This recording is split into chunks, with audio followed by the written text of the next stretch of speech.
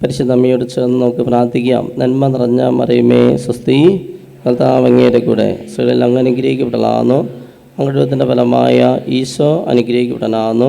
പരിശുദ്ധ മറിയമേ തമ്പുരാൻ്റെ അമ്മേ, പാപികളായ ഞങ്ങൾക്ക് വേണ്ടി എപ്പോഴും ഞങ്ങളുടെ മരണസമയത്തും തമ്പുരാൻ്റെ അപേക്ഷകളമേ ആമേ. ഒരിക്കൽ കൂടി നന്മ നിറഞ്ഞ മറിയമേ സ്വസ്തി, കർത്താവ് അങ്ങയുടെ കൂടെ സ്ത്രീകളിൽ അങ്ങ് അനുഗ്രഹിക്കപ്പെട്ടതാകുന്നു. അങ്ങയുടെ ഫലമായ ഈശോ അനുഗ്രഹിക്കപ്പെട്ടനാകുന്നു. പരിശുദ്ധ മറിയമേ തമ്പുരാൻ്റെ അമ്മേ, ഇപ്പോൾ ഞങ്ങളുടെ മരണസമയത്തും തമ്പുരാൻ്റെ അപേക്ഷകളമേ ആമേ. ഒരിക്കൽ കൂടി നന്മ നിറഞ്ഞ മറിയമേ സ്വസ്തി, കർത്താവ് അങ്ങയുടെ കൂടെ സ്ത്രീകളിൽ അങ്ങ് അനുഗ്രഹിക്കപ്പെട്ടതാകുന്നു. അങ്ങയുടെ ഫലമായി ഈശോ അനുഗ്രഹിക്കപ്പെട്ടനാകുന്നു. പരിശുദ്ധ മറിയമേ തമ്പുരാൻ്റെ അമ്മേ, പാപികളായ ഞങ്ങൾക്ക് വേണ്ടി ഇപ്പോൾ ഞങ്ങളുടെ മരണസമയത്തും പ്രൈസ് ദി ലോർഡ്. ഹല്ലേലൂയ.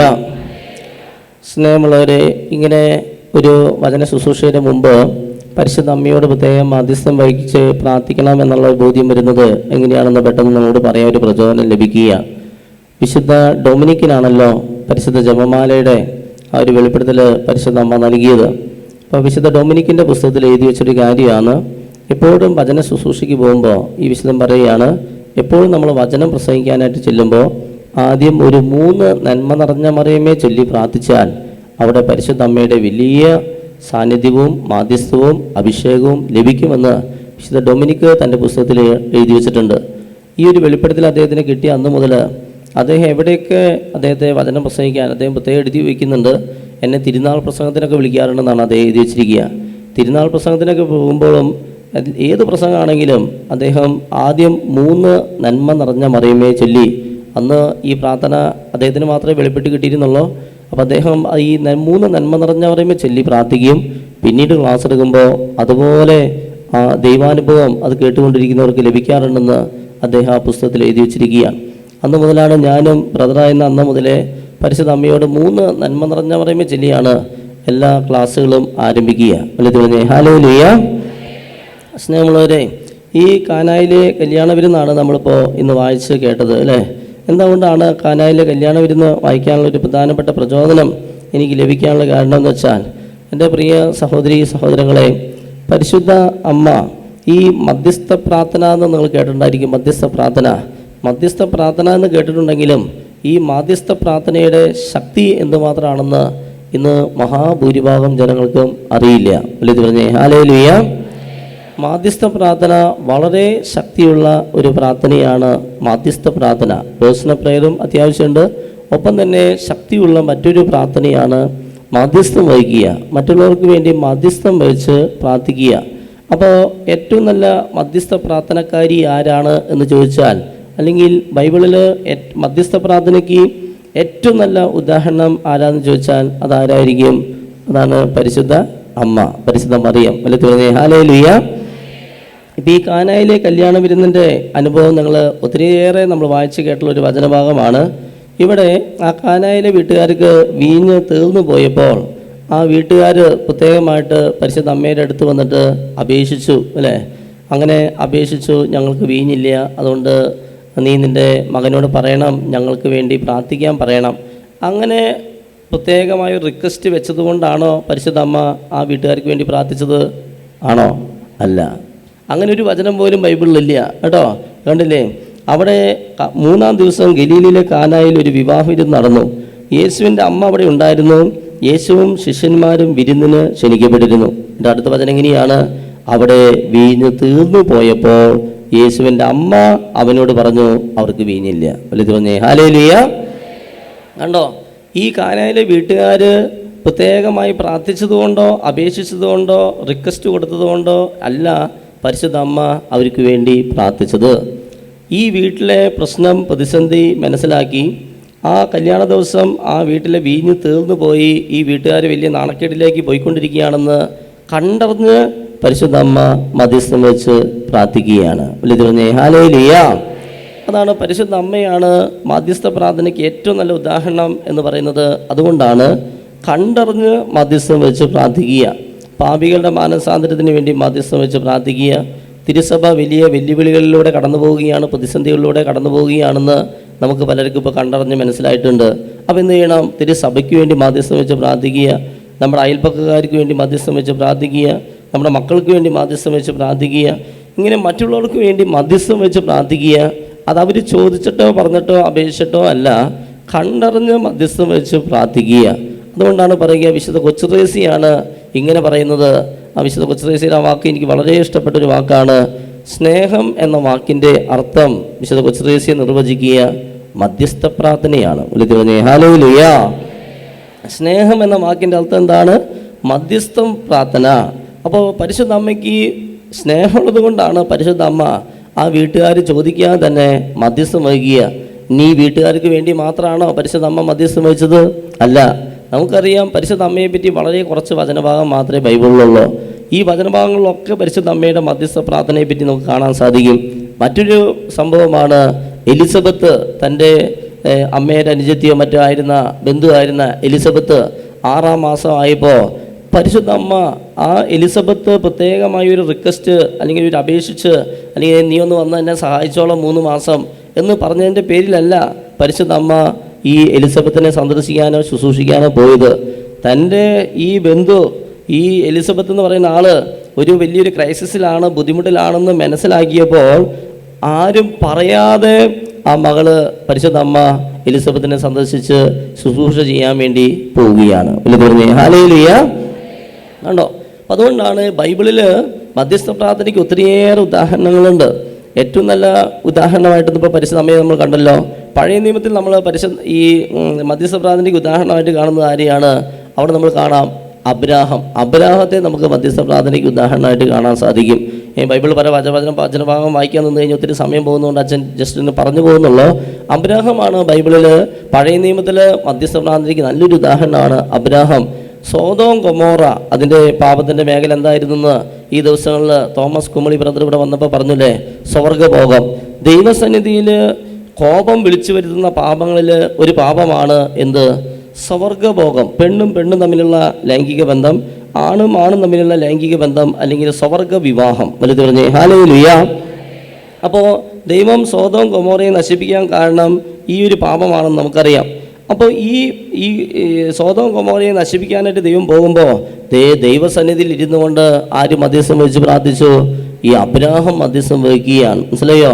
ഈ നഗരത്തിന് വേണ്ടി, ഈ നാടിന് വേണ്ടി, ഈ നശിച്ചു പോകുന്നവർക്ക് വേണ്ടി, അല്ലെങ്കിൽ അങ്ങനെ നാശം വരാതിരിക്കാൻ വേണ്ടി ഇദ്ദേഹം പ്രാർത്ഥിക്കുക. പക്ഷേ ആ തിന്മ, അത്രമാത്രം തിന്മ, അങ്ങനെ ദൈവം ഇതിനെ നശിപ്പിച്ചെങ്കിലും പക്ഷേ ദൈവത്തിൻ്റെ വലിയൊരു കരുണ ദൈവം വർഷിച്ചത് ഈ അബ്രാഹത്തിൻ്റെ ബന്ധുവായ ലോത്തിനെ ദൈവം അത്ഭുതകരമായി രക്ഷിച്ചു, സംരക്ഷിച്ചു. എന്തുകൊണ്ട്? വചനം കൃത്യമായിട്ട് എഴുതി വച്ചിരിക്കുകയാണ്. ദൈവം സോദോം ഗൊമോറയെ നശിപ്പിക്കുന്ന സമയത്ത് എന്ത് ഓർത്തു? ലോത്തിനെ ഓർത്തു. ആരെ ഓർത്തിട്ട്? അബ്രാഹത്തെ ഓർത്തുകൊണ്ട് ലോത്തിനെ അവിടുന്ന് രക്ഷിച്ചു. ഹല്ലേലൂയ. മനസ്സിലായോ? ഉൽപ്പത്തി പുസ്തകം 18-ാം അധ്യായത്തിലോ മറ്റോ അത് എഴുതി വെച്ചിട്ടുണ്ട്. ഉൽപ്പത്തി പുസ്തകം 18-ാം അധ്യായത്തിൽ ആ വചനം വചനം വായിക്കാം. താഴ്വരകളിലെ നഗരങ്ങൾ നശിപ്പിച്ചപ്പോൾ ദൈവം അബ്രാഹത്തെ ഓർത്തു. ലോത്ത് പാർത്തിരുന്ന ഈ നഗരങ്ങളെ നശിപ്പിച്ചപ്പോൾ അവിടുന്ന് ലോത്തിനെ നാശത്തിൽ നിന്നും രക്ഷിച്ചു. ഹല്ലേലൂയ. ലോത്തിനെ നാശത്തിൽ നിന്ന് രക്ഷിച്ചത്, ദൈവം രക്ഷിക്കാൻ കാരണം ഇതാണ്. ദൈവം ഓർത്തത് അബ്രാഹത്തെയാണ്, അബ്രാഹത്തിൻ്റെ മധ്യസ്ഥ പ്രാർത്ഥന. അബ്രാഹം മധ്യസ്ഥം വഹിച്ച് പ്രാർത്ഥിച്ചതുകൊണ്ടാണ് അത്രയെങ്കിലും ദൈവം ഒരു കരുണ ആ മേഖലയിൽ വർഷിച്ചത്. അല്ലെങ്കിൽ ലോത്തിനെയും കൂടി നശിപ്പിച്ച് കളയേണ്ടതായിരുന്നു. പറഞ്ഞേ ഹല്ലേലൂയ. ഇത് പുറപ്പാട് പുസ്തകത്തിൽ 2ാമതൊരു മധ്യസ്ഥ പ്രാർത്ഥനക്കാരനെ നമ്മൾ കാണുന്നത് മോശയാണ് പഴയ നിയമത്തിലെ മറ്റൊരു മധ്യസ്ഥ പ്രാർത്ഥനക്കാരൻ. മനസ്സിലായോ? ശക്തമായ മധ്യസ്ഥ പ്രാർത്ഥന. ആർക്ക് വേണ്ടി മധ്യസ്ഥം വഹിച്ച് പ്രാർത്ഥിച്ചു? ഇസ്രായേൽ ജനത്തിന് വേണ്ടി മധ്യസ്ഥം വഹിച്ച് പ്രാർത്ഥിക്കുക. ഇവിടെ നമ്മൾ കാണാം പുറപ്പാട് പുസ്തകം 32-ാം അധ്യായത്തിൽ സ്വർണം കൊണ്ട് ആ കാളക്കുട്ടിയെ നിർമ്മിച്ച് അവർ ഈ കാളക്കുട്ടിയെ ഇങ്ങനെയാണ് സങ്കീർത്തനത്തിൽ എഴുതി വച്ചിരിക്കുക. അവർ മഹത്വപൂർണനായ ദൈവത്തെ പുല്ല് തിന്നുന്ന കാളയ്ക്ക് സമനാക്കി മാറ്റി. അവർ മഹത്വപൂർണനായ ദൈവത്തെ പുല്ല് തിന്നുന്ന കാളയ്ക്ക് സമനാക്കി മാറ്റി. ഇങ്ങനെ ഒരു കാളക്കുട്ടിയെ നിർമ്മിച്ച് ആരാധിച്ചപ്പോൾ ദൈവം എന്ത് ചെയ്തു? ദൈവം മോശയോട് അരുളി ചെയ്തു, ഉടനെ താഴേക്ക് ചെല്ലുക, നീ ഈജിപ്തിൽ നിന്ന് വന്ന നിന്റെ ജനം തങ്ങളെ തന്നെ ദുഷിപ്പിച്ചിരിക്കുന്നു. ഞാൻ നിർദ്ദേശിച്ച മാർഗത്തിൽ നിന്ന് അവർ പെട്ടെന്ന് വ്യതിചലിച്ചിരിക്കുന്നു. അവർ ഒരു കാളക്കുട്ടിയെ വാർത്തെടുത്ത് അതിനെ ആരാധിക്കുകയും അതിനെ ബലിയർപ്പിക്കുകയും ചെയ്തിരിക്കുന്നു. അതിന് ബലിയർപ്പിക്കുകയും ചെയ്തിരിക്കുന്നു. ഇസ്രായേലെ, നിന്നെ ഈ ഈജിപ്തിൽ നിന്ന് കൊണ്ടുവന്ന ദേവന്മാർ ഇതാ എന്ന് അവർ പറഞ്ഞിരിക്കുന്നു. കർത്താവ് മോശയോട് അരുൾ ചെയ്തു, ഇവർ ദുശാണ്ടിക്കാരായ ഒരു ജനമാണെന്ന് ഞാൻ കണ്ടുകഴിഞ്ഞു. അതിനാൽ എന്നെ തടയരുത്. എൻ്റെ ക്രോധം ആളിക്കത്തി അവരെ വിഴുങ്ങിക്കളയട്ടെ. എന്നാൽ നിന്നിൽ നിന്ന് ഒരു വലിയ ജനതയെ ഞാൻ പുറപ്പെടുവിക്കും. വലുത് പറഞ്ഞേ ഹല്ലേലൂയ. ദൈവം പറയാണ്, ഞാൻ ഇതിനെ നശിപ്പിക്കാൻ പോവുകയാണ്. ഈ ജനത്തെ മുഴുവനായി ഞാൻ നശിപ്പിക്കാൻ പോവുകയാണ്. എൻ്റെ ക്രോധം ആളിക്കത്തുകയാണ്. ദൈവത്തിൻ്റെ ക്രോധം ആളിക്കത്തുകയാണ്. അങ്ങനെ ആളിക്കൊത്തുന്ന സമയത്ത് മോശ എന്ത് ചെയ്ത്? അടുത്ത വചനം, 11-ാമത്തെ വചനം, മോശ ദൈവമായ കർത്താവിനോട് കാരുണ്യം യാചിച്ചുകൊണ്ട് പറഞ്ഞു, കർത്താവേ, വലിയ ശക്തിയോടും കരബലത്തോടും കൂടെ അങ്ങ് തന്നെ ഈജിപ്തിൽ നിന്ന് പുറത്തു കൊണ്ടുവന്ന അങ്ങയുടെ ജനത്തിനെതിരെ അവിടുത്തെ ക്രോധം ജ്വലിക്കുന്നത് എന്ത്? കണ്ടോ? വല്ലതി പറഞ്ഞേ ഹല്ലേലൂയ. പുറപ്പാട് പുസ്തകം 32-ാം അധ്യായം 11 മുതൽ 14 വരെയുള്ള തിരുവചനങ്ങൾ മോശയുടെ മധ്യസ്ഥ പ്രാർത്ഥനയാണ്. അങ്ങനെ മോശയുടെ മധ്യസ്ഥ പ്രാർത്ഥന അത് ഫലം കണ്ടു. മോശ പ്രാർത്ഥിച്ചതുകൊണ്ട് ദൈവം തൻ്റെ കോപം പിന്നീട് പിൻവലിക്കുന്നത് നമുക്ക് കാണാനായിട്ട് സാധിക്കും. വലുത് പറഞ്ഞേ ഹല്ലേലൂയ. അപ്പോൾ നോക്കുക, അബ്രാഹാം മധ്യസ്ഥ പ്രാർത്ഥനക്കാരനായിരുന്നു, മോശ മധ്യസ്ഥ പ്രാർത്ഥനക്കാരനായിരുന്നു. ഇനി പുതിയ നിയമത്തിലേക്ക് വരുമ്പോഴോ, പുതിയ നിയമത്തിലേക്ക് നമ്മൾ കടന്നു വരുമ്പോൾ പരിശുദ്ധ കന്യക മറിയം മധ്യസ്ഥ പ്രാർത്ഥനക്കാരിയാണ്. ഇനി യേശു ക്രിസ്തു മധ്യസ്ഥ പ്രാർത്ഥനക്കാരനാണ്. കണ്ടോ? ഏക മധ്യസ്ഥൻ. മനസ്സിലായോ? യേശു ക്രിസ്തുവാണ് ഏക മധ്യസ്ഥൻ എന്ന് പറയുന്നത്. നമ്മൾ 1 തിമോത്തി 2-ാം അധ്യായത്തിൽ നമുക്ക് കാണാൻ സാധിക്കും. 1 തിമോത്തി 2-ാം അധ്യായത്തിൽ എല്ലാവർക്കും വേണ്ടി അപേക്ഷകളും യാചനകളും മധ്യസ്ഥ പ്രാർത്ഥനകളും ഉപകാര സ്മരണകളും അർപ്പിക്കണമെന്ന് ഞാൻ ആദ്യമേ ആഹ്വാനം ചെയ്യുന്നു. എല്ലാ ഭക്തിയിലും വിശുദ്ധിയിലും ശാന്തവും സമാധാനപൂർണവുമായ ജീവിതം നയിക്കാൻ നമുക്കിടയാകത്തക്ക വിധം രാജാക്കന്മാർക്കും ഉന്നത സ്ഥാനീയർക്കും വേണ്ടി ഇപ്രകാരം തന്നെ ചെയ്യേണ്ടതാണ്. ഇത് ഉത്തമവും നമ്മുടെ രക്ഷകനായ ദൈവത്തിൻ്റെ മുമ്പിൽ സ്വീകാര്യവും അത്രേ. എല്ലാവരും രക്ഷിക്കപ്പെടണമെന്നും സത്യം അറിയണമെന്നുമാണ് അവിടുന്ന് ആഗ്രഹിക്കുന്നത്. എന്തെന്നാൽ ഒരു ദൈവമേയുള്ളൂ, ദൈവത്തിനും മനുഷ്യർക്കും മധ്യസ്ഥനായി, കണ്ടോ, ഒരുവനേയുള്ളൂ, മനുഷ്യനായ യേശു ക്രിസ്തു. ഹല്ലേലൂയ. അപ്പൊ യേശു ക്രിസ്തു മധ്യസ്ഥ പ്രാർത്ഥനക്കാരനാണെന്ന് യോഹന്നാന്റെ സുവിശേഷം 17-ാം അധ്യായത്തിൽ നമ്മൾ കാണുന്നില്ലേ? യേശു തൻ്റെ ശിഷ്യന്മാർക്ക് വേണ്ടി പ്രാർത്ഥിക്കുന്നു. പിതാവേ, ലോകത്തിന് വേണ്ടിയിട്ടല്ല ഞാൻ പ്രാർത്ഥിക്കുന്നത്, അവിടുന്ന് എനിക്ക് തന്നവർക്ക് വേണ്ടിയിട്ടാണ് ഞാൻ പ്രാർത്ഥിക്കുന്നത്. യോഹന്നാന്റെ സുവിശേഷം 17-ാം അധ്യായം മുഴുവനും യേശുവിൻ്റെ മധ്യസ്ഥ പ്രാർത്ഥനയാണ്. ആർക്ക് വേണ്ടി? ശിഷ്യന്മാർക്ക് വേണ്ടി. ഹല്ലേലൂയ. യേശു വീണ്ടും പറയുന്നില്ലേ, പത്രോസേ പത്രോസേ, പിശാച് നിന്നെ, സാത്താൻ നിന്നെ പതിര് പോലെ പാറ്റാൻ ഉദ്യമിച്ചില്ലേ? എന്നാൽ ഞാൻ നിനക്ക് വേണ്ടി പ്രാർത്ഥിച്ചതുകൊണ്ടാണ് കേട്ടോ നീ രക്ഷപ്പെട്ടത്. കണ്ടോ? അപ്പം എന്താണ് അതുകൊണ്ട് അർത്ഥമാക്കുന്നത്? ആ വചനം നിങ്ങൾ കേട്ടിട്ടുണ്ടല്ലോ. വചനം ഇതാണ്. പത്രോസിനോട് യേശു പറയുകയാണ്, പത്രോസേ പത്രോസേ, പിശാച് നിന്നെ പതിര് പോലെ പാറ്റാൻ ഉദ്യമിച്ചു, എന്നാൽ ഞാൻ നിനക്ക് വേണ്ടി പ്രാർത്ഥിച്ചതുകൊണ്ട് നീ രക്ഷപ്പെട്ടു. വലുത് പറഞ്ഞേ ഹല്ലേലൂയ. അപ്പോൾ യേശു ആ സമയത്ത് ആരുടെ കൂടിയാണ്? പീലാത്തോസിൻ്റെ കൊട്ടാരത്തിലാണ്. യേശുവിനെ വിചാരണ ചെയ്യുന്ന സമയമാണ്. അപ്പോൾ പത്രോസ് പുറത്തുനിന്ന് തീ കാഞ്ഞുകൊണ്ടിരിക്കുകയാണ്. എന്താണ് ഇവിടെ ഉദ്ദേശിക്കുക? എന്താണ് ഇതുകൊണ്ട് അർത്ഥമാക്കുന്നത്? എൻ്റെ പ്രിയ സഹോദരങ്ങളെ, ഈ യൂദാസ് യേശുവിനെ ഒറ്റിക്കൊടുത്തു. ഈ യൂദാസ് യേശുവിനെ ഒറ്റിക്കൊടുത്തതിന് ശേഷം അവന് ഭയങ്കര കുറ്റബോധം വന്നു. യേശു മരണത്തിന് വിധിക്കപ്പെട്ടു എന്ന് കേട്ടപ്പോൾ യൂദാസിന് വലിയ കുറ്റബോധം വന്നു. യൂദാസ് എന്ത് ചെയ്തു? അദ്ദേഹം പോയി കെട്ടിത്തൂങ്ങി ചാവുകയാണ്. കണ്ടോ? പിശാച് കൊടുത്തൊരു ചിന്തയാണ്, പോയി മരിച്ചോ, നിനക്ക് മരിക്കുന്നതാണ് നല്ലത്, ഇനി നിൻ്റെ ജീവിതം അവസാനിച്ചു, ദൈവം നിൻ്റെ പാപം ക്ഷമിക്കില്ല, എല്ലാം കഴിഞ്ഞു, തീർന്നു, അവസാനിച്ചു, ഇനി ദൈവം നിന്നോട് കരുണ കാണിക്കില്ല. ഒത്തിരിയേറെ കുറ്റബോധം അദ്ദേഹത്തിന് കൊടുത്തു. അദ്ദേഹം പോയി കെട്ടിത്തൂങ്ങി ചാവുകയാണ്. ഈ കൺവെൻഷൻ്റെ ആരംഭ ദിവസത്തിൽ 2-3 പ്രാവശ്യം അച്ഛൻ പറഞ്ഞു, ഇന്നലെയും പറഞ്ഞു എന്നാണ് എൻ്റെ ഒരു ഓർമ്മ. ശക്തമായ ആത്മഹത്യ ചിന്തയുള്ളവരെ വ്യക്തമായി കൺവെൻഷനിൽ കർത്താവ് കാണിക്കുകയാണ്. ഒരുപക്ഷെ അവരിവിടെ വന്നിരിക്കുന്നുണ്ട്, അല്ലെങ്കിൽ ഇതിപ്പോൾ ഓൺലൈനിലൂടെ കണ്ടുകൊണ്ടിരിക്കുന്നുണ്ട്. കടബാധ്യതയായിരിക്കാം, കുടുംബ പ്രശ്നമായിരിക്കാം, അല്ലെങ്കിൽ ദാമ്പത്യ പ്രശ്നങ്ങളായിരിക്കാം, പലവിധ പ്രശ്നങ്ങളായിരിക്കാം.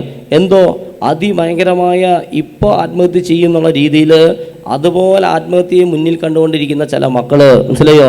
അതാരാണ് ഈ ആത്മഹത്യ ചിന്ത തരിക? അത് സാത്താനാണ് ഈ ആത്മഹത്യ ചിന്ത തരിക. വലിയ പറഞ്ഞേ ഹല്ലേലൂയ. അപ്പോൾ യേശുവിൻ്റെ 12 ശിഷ്യന്മാരിൽ ഒരു ശിഷ്യൻ ആത്മഹത്യ ചെയ്യുകയാണ് ചെയ്തത്. ആത്മഹത്യ, ദുർമരണം, മനസ്സിലായോ? ആത്മഹത്യ ചെയ്ത മനുഷ്യൻ. യേശുവിൻ്റെ 12 ശിഷ്യന്മാരിൽ 3 വർഷം യേശുവിൻ്റെ കൂടെ നിന്ന ആ ശിഷ്യൻ ആത്മഹത്യ ചെയ്യുകയാണ്. ആത്മഹത്യ, അതുകൊണ്ടല്ലേ ആത്മഹത്യ ചെയ്യുന്നവർക്ക് രക്ഷയില്ല എന്നൊക്കെ പണ്ടത്തെ ഒരു ചിന്താഗതിക്ക് ഉണ്ടായിരുന്നു. സ്നേഹമുള്ളവരെ, യൂദാസ് നശിച്ചു എന്ന് ആരും പറഞ്ഞിട്ടില്ല കേട്ടോ. പക്ഷെ സഭ പഠിപ്പിക്കണമെന്നില്ല, യൂദാസ് നരകത്തിൽ പോയെന്നൊന്നും സഭ പറയുന്നില്ല. പക്ഷെ അദ്ദേഹം അങ്ങനെ ഒരു പ്രത്യേക മരണം, ഒരു നല്ലൊരു മരണമല്ലായിരുന്നു അദ്ദേഹത്തിൻ്റെ. സ്വയം അദ്ദേഹം ജീവൻ അങ്ങനെ കെട്ടിത്തൂങ്ങി അവസാനിപ്പിക്കുക. എന്നാൽ പിശാച് അതിൽ വിജയിച്ചു. പിശാച് അതിൻ്റെ പിന്നെ പ്രവർത്തിച്ചത്. ഇനി പിശാച് ലക്ഷ്യം വെച്ചത് ആരെയാണെന്നറിയോ? ആ ശിഷ്യപ്രമുഖനായ പത്രോസിനെയായിരുന്നു പിശാചിൻ്റെ അടുത്ത ലക്ഷ്യം. പത്രോസിനെ ഇതുപോലെ തന്നെ ആത്മഹത്യ ചെയ്യിപ്പിക്കാമെന്നാണ് ഈ പിശാച് കരുതിയത്. അങ്ങനെ പിശാച് ഈ കുറ്റബോധം കൊടുക്കുകയാണ്. എൻ്റെ കുറ്റബോധം കൊടുത്തേ, എന്തായിപ്പോൾ നീയല്ല പറഞ്ഞത് ആരൊക്കെ തള്ളി പറഞ്ഞാലും ഞാൻ നിന്നെ തള്ളി പറയില്ലെന്ന് നീ ഇങ്ങനെ പല പ്രാവശ്യം പറഞ്ഞിട്ടുള്ളതല്ലേ. എന്നിട്ട് നീ കർത്താവ് നിന്നോട് പറഞ്ഞല്ല നീ തള്ളി പറയാൻ സാധ്യതയില്ലെന്ന്. ഇതുപോലെയൊക്കെ നിനക്ക് വാണിംഗ് തന്നിട്ടും ഇതുപോലെ നിന്നെ സ്നേഹിച്ചിട്ടും നീ കർത്താവിനെ തള്ളി പറഞ്ഞില്ലേ. ഇനി നിനക്ക് ഏറ്റവും നല്ലത് കെട്ടിത്തൂങ്ങി ചാവുന്നതാണ്. ഹല്ലേലൂയ. കുറ്റബോധം കൊടുക്കുകയാണ്. മനസ്സിലായോ? കർത്താവ് നിന്നോട് ക്ഷമിക്കാൻ പോകുന്നില്ല. നീ കരുണയ്ക്ക് വേണ്ടി യാചിച്ചാലും ദൈവത്തിൻ്റെ കരുണ നിൻ്റെ മേൽ വശിക്കപ്പെടുകയില്ല. ഏറ്റവും നല്ലത് യൂദാസ് ചെയ്തതുപോലെ പോയി മരിക്കുക, കർത്താവിന് മുഖം കൊടുക്കാതെ മരിക്കുക. അതാണ് എനിക്ക് ഏറ്റവും നല്ലത്. ഇങ്ങനൊരു കുറ്റബോധം അദ്ദേഹത്തിൻ്റെ മനസ്സിലിങ്ങനെ വരികയാണ്. മനസ്സിലായോ? ശക്തമായ ആത്മഹത്യ ചിന്ത വന്നു എന്നാണ് പറയുക. പത്രോസിന് ശക്തമായ ആത്മഹത്യ ചിന്ത വന്നു. മരിക്കണം, ഇനി മരിച്ചാൽ മതി, കർത്താവിനോട് ക്ഷമിക്കില്ല, ഇങ്ങനെ കരുണ കാണിക്കില്ല, കഴിഞ്ഞു, ഇത്രമാത്രം അബോഷം ചെയ്തിട്ട്, ഇതുപോലെ വ്യഭിചാരം ചെയ്തിട്ട്, ഇതുപോലെയൊക്കെ ചെയ്തിട്ടുണ്ട്, ഇനി കർത്താവിനോട് ഒരിക്കലും ക്ഷമിക്കും. ഈ ലോകത്തെ ഏറ്റവും വലിയ പാപി ഞാനാണ്, ഞാൻ മരിക്കുള്ളൂ, ഞാൻ ഇനി മരണം മാത്രമേ മുന്നിലുള്ളൂ. ഇങ്ങനൊരു മരണചിന്ത അദ്ദേഹത്തിൻ്റെ മനസ്സിൽ വന്നപ്പോൾ പിന്നീട് കർത്താവ് പറയാണ്, എൻ്റെ പത്രോസേ, നിന്നെ പിശാച് പതിര് പോലെ പാറ്റാനായിട്ട് ഉദ്യമിച്ചു കേട്ടോ. നിന്നെയും ആത്മഹത്യയിലേക്ക് നയിക്കേണ്ടതായിരുന്നു കേട്ടോ. പക്ഷെ ഞാൻ നിനക്ക് വേണ്ടി ജയിലിൽ കിടന്നുകൊണ്ട് മധ്യസ്ഥ പ്രാർത്ഥന നടത്തിയതുകൊണ്ടാണ് നീ രക്ഷപ്പെട്ടത്. ഹല്ലേലൂയ. അപ്പം ഈ ആത്മഹത്യ ടെൻഡൻസി ഉള്ളവർക്ക് വേണ്ടിയിട്ട് നമ്മൾ എന്ത് ചെയ്യണം? മധ്യസ്ഥ പ്രാർത്ഥന നടത്തണം. മനസ്സിലായോ? ആത്മഹത്യ ടെൻഡൻസി ഉള്ളവർ നമ്മുടെ കുടുംബത്തിലുണ്ടോ, നമ്മുടെ സമൂഹത്തിലുണ്ടോ, നമ്മുടെ അയൽപ്പക്കത്തുണ്ടോ, നമ്മുടെ നാട്ടിലുണ്ടോ? അവർക്ക് ഈ ആത്മഹത്യ ടെൻഡൻസി വിട്ടുപോകാൻ പിശാചാണ് പ്രവർത്തിക്കുക. നമ്മൾ മധ്യസ്ഥ പ്രാർത്ഥന നടത്തണം. മനസ്സിലായോ? അപ്പോൾ അതുകൊണ്ടാണ് പറയുക, യേശു മധ്യസ്ഥ പ്രാർത്ഥന നടത്തുകയാണ്. യേശു ദൈവപുത്രൻ മധ്യസ്ഥ. ഇനി യേശു മാത്രമാണോ മധ്യസ്ഥ പ്രാർത്ഥന നടത്തിയത്? ഏറ്റവും അത്ഭുതം എന്താണെന്നറിയോ? എന്നെ ഏറ്റവും അത്ഭുതപ്പെടുത്തിയത് ഈ റോമാക്കാർക്ക് ലേഖനം റോമ 8:24 ഇങ്ങനൊരു വചനം പറയാണ്, നമ്മുടെ ബലഹീനതയിൽ പരിശുദ്ധാത്മാവ് നമ്മെ സഹായിക്കുന്നു, വേണ്ട വിധം പ്രാർത്ഥിക്കേണ്ടത് എങ്ങനെയെന്ന് നമുക്കറിഞ്ഞുകൂടാ, എന്നാൽ അവാച്യമായ നെടുവീർപ്പുകളാൽ പരിശുദ്ധാത്മാവ് നമുക്ക് വേണ്ടി മാധ്യസ്ഥം വഹിക്കുന്നു. ഹല്ലേലൂയ. ആരൊക്കെ മധ്യസ്ഥം വഹിക്കുന്നു? വിശ്വാസികളുടെ പിതാവായ അബ്രാഹാം നമുക്ക് വേണ്ടി മധ്യസ്ഥം വഹിക്കുന്നു. മോശ തൻ്റെ ജനത്തിനു വേണ്ടി മധ്യസ്ഥം വഹിക്കുന്നു. യേശുക്രിസ്തു നമുക്ക് വേണ്ടി മധ്യസ്ഥം വഹിക്കുന്നു. പരിശുദ്ധാത്മാവ് നമുക്ക് വേണ്ടി മധ്യസ്ഥം വഹിക്കുന്നു. ഇവരൊക്കെ മധ്യസ്ഥ പ്രാർത്ഥനക്കാരാണ്. മനസ്സിലായോ? അപ്പം ആലോചിച്ച് നോക്കുക, നീ നിൻ്റെ പ്രാർത്ഥനയിൽ മധ്യസ്ഥ പ്രാർത്ഥനകൾ കൂട്ടിച്ചേർക്കുന്നുണ്ടോ? വിശുദ്ധ ഉച്ചദേശ പറഞ്ഞതുപോലെ സ്നേഹം എന്ന വാക്കിന് അർത്ഥമാണ്, സ്നേഹം എന്ന വാക്കിൻ്റെ അർത്ഥം മധ്യസ്ഥ പ്രാർത്ഥനയാണ്, മധ്യസ്ഥം വഹിക്കുക. നമുക്കറിയാം എൻ്റെ പ്രിയ സഹോദരങ്ങളെ, ഈ സുവിശേഷത്തിൽ നമ്മൾ കുറേ അത്ഭുതങ്ങൾ ഈ മത്തായി, മർക്കോസ്, ലൂക്ക, യോഹന്നാൻ സുവിശേഷങ്ങളിൽ നമുക്ക് കാണാൻ സാധിക്കും. ഈ സുവിശേഷങ്ങളിൽ കർത്താവ് ചെയ്യുന്ന അത്ഭുതങ്ങളിൽ ഭൂരിഭാഗം അത്ഭുതങ്ങളും ശ്രദ്ധിച്ച് കേൾക്കുക കേട്ടോ. കർത്താവ് തൻ്റെ പരസ്യ ജീവിതകാലത്ത് ചെയ്ത അത്ഭുതങ്ങളിൽ ഭൂരിഭാഗം അത്ഭുതങ്ങളും ഏതോ വ്യക്തികളുടെയൊക്കെ മധ്യസ്ഥ പ്രാർത്ഥനയുടെ ഫലമാണ്. ഹല്ലേലൂയ. ആരൊക്കെയോ മധ്യസ്ഥ പ്രാർത്ഥന നടത്തിയതിൻ്റെ ഫലമായിട്ടാണ് കർത്താവ് ഒരു അത്ഭുതം പ്രവർത്തിക്കുക. ഒരു ഉദാഹരണം പറയുകയാണെങ്കിൽ മത്തായിയുടെ സുവിശേഷം 8-ാം അധ്യായത്തിൽ ശതാധിപൻ യേശു കഫർനഹൂമിൽ പ്രവേശിച്ചപ്പോൾ ഒരു ശതാധിപൻ അവൻ്റെ അടുക്കൽ വന്ന് യാചിച്ചു, കർത്താവേ, എൻ്റെ ഭൃത്യൻ തളവാദം പിടിപെട്ട് കഠിന വേദന അനുഭവിച്ച് വീട്ടിൽ കിടക്കുന്നു. കണ്ടോ മധ്യസ്ഥ പ്രാർത്ഥന? ഈ ശതാധിപൻ തൻ്റെ വീട്ടിലെ ജോലിക്കാരന് വേണ്ടി, വേലക്കാരന് വേണ്ടി, ഭൃത്യന് വേണ്ടി മധ്യസ്ഥ പ്രാർത്ഥന നടത്തുകയാണ്. മനസ്സിലായോ? വീണ്ടും 15-ാമത്തെ അധ്യായത്തിൽ നമുക്ക് ഈ മത്തായി 15 കാണാൻ സാധിക്കും. ഒരു കാനാങ്കാരി വന്ന്, അല്ലേ, മത്തായിയുടെ സുവിശേഷം 15-ാം അധ്യായത്തിൽ ഒരു കാനാങ്കാരി വന്നിട്ട് അപേക്ഷിക്കുന്നുണ്ട്. യേശു അവിടെ നിന്ന് പുറപ്പെട്ട് ടൈർ സീദോൻ എന്ന പ്രദേശങ്ങളിലെത്തി.